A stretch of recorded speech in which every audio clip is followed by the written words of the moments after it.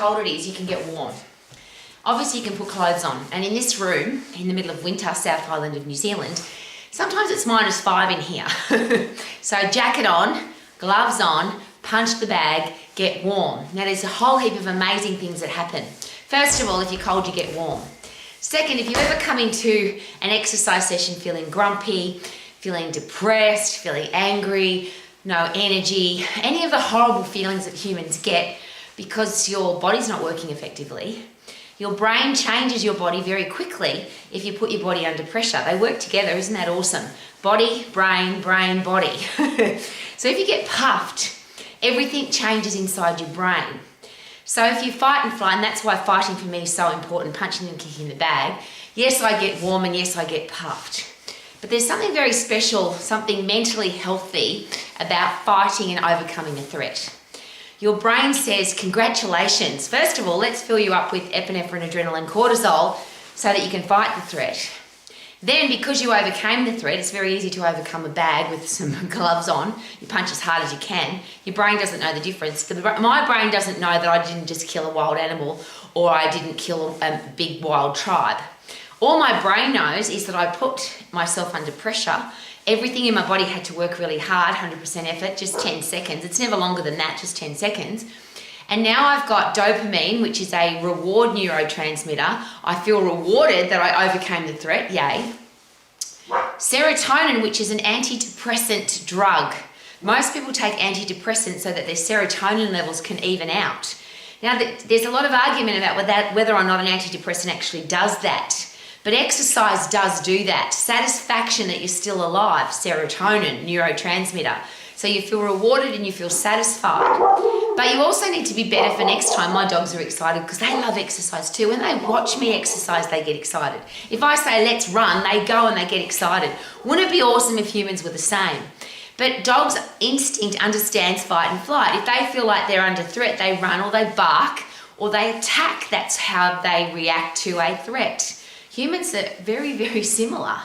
But the beautiful thing is that after I've overcome the threat, my brain is now a happy brain. So yes, first thing in the morning, freezing cold, late at night, freezing cold. If I come in here and punch the bag, I get warm and I feel energetic. But my brain's now working better. So I use this beautiful area. If I have to make a tough phone call, if I have a lot of work to do, if I've got to do some critical thinking, if I've got to overcome challenges, I come and punch the bag as hard as I can, kick the bag as hard as I can, just 10 seconds, so that my brain works better. And the big one for that is brain-derived neurotrophic factor, BDNF, which is fertilizer for your brain. Now, I haven't been inside a human brain, and I don't know what that stuff looks like. But what I do know is if you put your body under pressure, you get fitter and you get stronger and you get wiser and you get better. That's because when you put your body under threat, there's a message sent from your muscles back to the brain, myokine system in the endocrine hormonal system, that says, we've got to be better for next time. What if the threat's bigger? What if the challenge is harder to overcome? What if the animal is more wild or more ferocious? We've got to be better. So every time you put your body under 100% pressure, under a challenge, it has to get better for next time. So there's a whole heap of beautiful things that happen in 10 seconds. But most of all in winter, this is awesome because you get warm. Now, a lot of people put on extra weight in winter. They carry this extra doona around and they have a jacket like this that they can hide underneath. But I'm exactly the opposite. This is just a personal side note. I have to be very careful in winter that I eat enough food because every time I'm cold, I will sprint on the spot, do jump squats, run up and down some stairs, run through some soft sand, run up and down a hill. I do everything I possibly can when I'm cold to get warm that isn't putting on a jacket unless it's -5, and I still exercise with my jacket on. I've been out running before with gloves, hat, warm jacket, thermals, thermal tights, thermal socks, and I've still gone running as fast as I possibly can, still come back. Well, you never come back cold. What you come back as is energized and excited about life because you've overcome a threat. And I'm sharing that with you because I live in the South Island of New Zealand.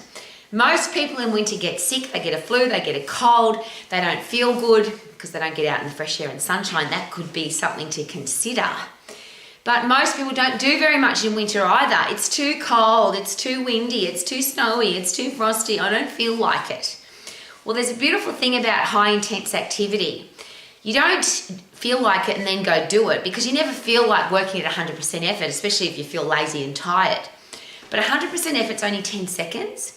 And that's an easy brain set or mindset to overcome. Your brain, oh, I don't feel like it, but it's only 10 seconds, is much easier than I've got to go for an hour or 45 minutes or run, plod, jog for 30 minutes. Much, much easier to psych yourself up for 10 seconds. But don't psych, just put your gear on, whatever it is. And I just put some gloves on and punch the bag when it's freezing cold in here.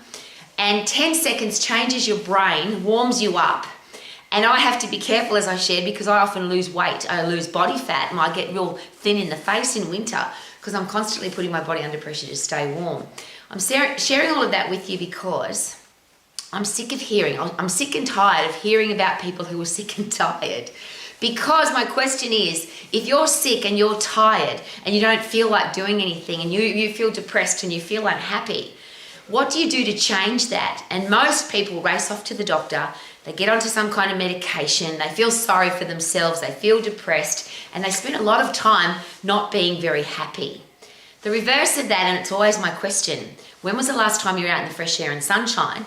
Do you have a very fit, very strong body? Because a very fit, very strong body has an immune system that's strong, because strong muscles and bones, strong muscles pull on your bones, your immune system's built inside your bones. So you are less likely to get sick, and if you do get sick, you recover quicker. If you get injured and you've got a healthy, fit, strong body, you recover quicker because all the systems in your body work more effectively. Please don't underestimate the power of fresh air and sunshine. There are so many people who spend so much time inside and then wonder why they feel so terrible and so lazy and so, I don't feel like it. But you spend a day outside in the fresh air and sunshine doing stuff, and it's a whole different day.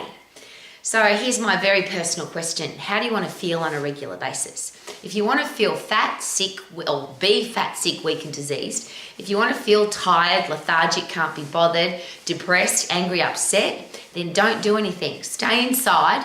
Don't get any fresh air and sunshine. Be dehydrated. Don't move your body. Let your muscles and bones waste away. Eat crappy food, and then don't complain that you feel bad. I know that sounds very harsh, but I'm sick of hearing about people who are sick all the time, but that's how they live their life. I'm one of those people that very, very rarely get sick, and if I've ever been sick, I get better real quick because I'm really fit and I'm really strong. I get fresh air and sunshine every day. I eat for passion, I eat for pleasure, and I eat for performance. I put stuff into my body that's going to make my body work well.